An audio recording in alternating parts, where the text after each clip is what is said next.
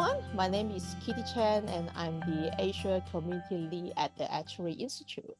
In celebration of women's leadership in the actuarial profession, it is my privilege today to speak with Andrea Gluyas, the first woman president of New Zealand's Society of Actuaries, about her actuarial journey and the challenges she has faced. So let's give a warm welcome to Andrea. Welcome, Andrea. So can you tell us a Thank bit you, Kat. about you? Yeah, can you tell us a bit about yourself? Hi. I've been an actuary for about 30 odd years. I started off working in life insurance, and then moved into employee benefits consulting for a little while, then did a big stint at Big Four Consulting before moving into the public sector here in New Zealand, setting up the actuarial practice at our national state insurance company for natural disasters. And more recently, I've moved even closer to central government. I now work at the New Zealand Treasury, which monitors the Crown-owned insurers. So a little bit of everything in my career so far, and just getting closer and closer to where all the big decisions happen at central government. That's great. And it sounds like you have been busy for the past years and now doing even more impactful things for the actuaries for the society. I'm really happy that you quite doing a lot of things for us. So let's get started with the first question.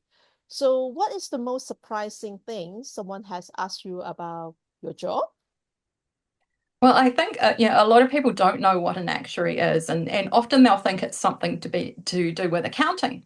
But one time I had someone who actually thought it was to do with acting instead. So they asked me, "Are you an actress?" And I had to say, "Well, no, I'm not an actress, but I do quite a lot of modeling, but not that kind of modeling that is related to being an actress." Otherwise, people, it is a mystery for people, but definitely not an actress.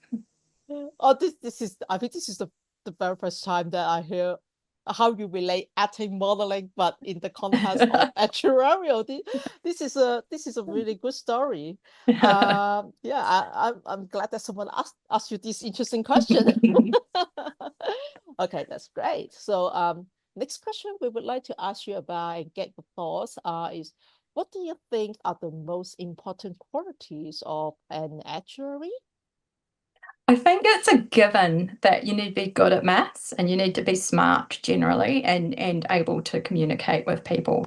But beyond that, I think it's really important for us to have diversity within the profession. So I love to hire a team where some people are really great at programming and others are really great at writing and telling the story, and others might be into automation or data visualization.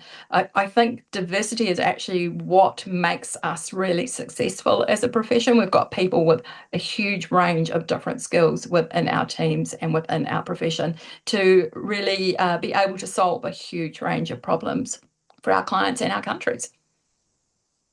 Oh, that's really good. So I think able to be interpret the business problem from different aspects is also one of the good quality of our skill set and being an athlete. So thank That's you, right. And Andrew. Huh? Yeah, you you're go ahead. welcome. Yeah. Yeah, I was just going to add, I think, as I always advise young people when I'm talking to them to think about what is their USP, their unique selling point as an actuary. What is it that they're really good at? And, to follow that passion, to think about the things that they might want to develop that, aren't that real strength, but to know, where they do excel and make sure that they're promoting themselves as an expert in that field. That's great. So thank you, Andrea, for sharing your insight with us. You're welcome. I'm sure the audience feel as inspired as I do.